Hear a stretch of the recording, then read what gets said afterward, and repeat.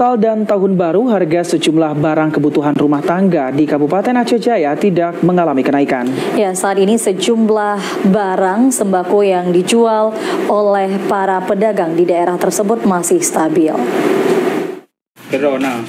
Harga berbagai kebutuhan rumah tangga di Kabupaten Aceh Jaya pasca Nataru 2024 tidak mengalami kenaikan.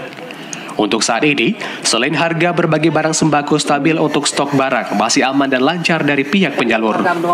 Seperti pantauan di sejumlah pasar yang ada di Calang, Aceh Jaya, berbagai barang sembako hingga saat ini tidak mengalami kelangkaan dan pihak pedagang memastikan untuk kebutuhan para konsumen masih belum mengalami kendala meskipun Natal dan Tahun Baru.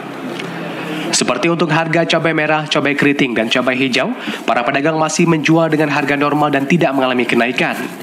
Hal serupa juga untuk harga bawang, beras, telur dan minyak goreng, serta beberapa barang sembako lainnya.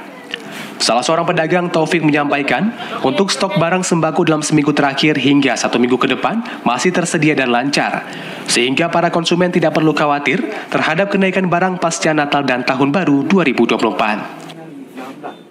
Untuk Tahun Baru barangnya normal, nggak ada kelangkaan. Untuk harganya, Bang? Harganya stabil juga, nggak ada kenaikan.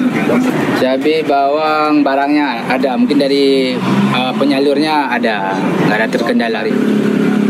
Meskipun harga kebutuhan pokok cenderung stabil dan tidak mengalami kenaikan secara signifikan pada momen pergantian tahun kali ini, namun para pedagang mengaku masih sepi pembeli. Hal itu mengingat sebagian warga masih berlibur. Dari Aceh Jaya, Musliadi, TV Aceh melaporkan.